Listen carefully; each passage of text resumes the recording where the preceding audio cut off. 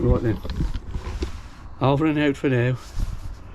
But this is a good fan install. It'll be like a jet rocket, this one, when it's running. Hopefully we don't hear it, but this suction and the incoming airflow will be greatly improved with that one. That was on the bottom and that on the top. Okay, I'm just going to have my dinner now, my tea, my evening meal, and I'll be back over here.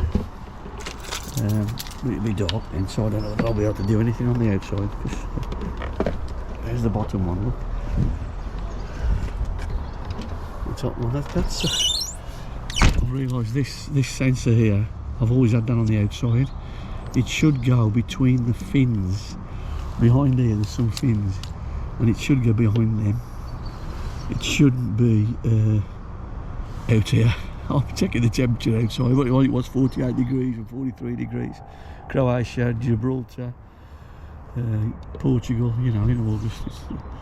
But anyway, that has got to go between the fins, but not touch the fins inside.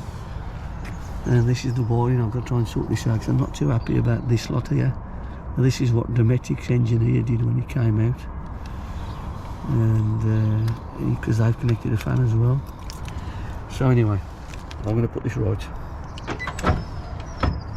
Okay, so over and out for now. We'll see you later. Bye.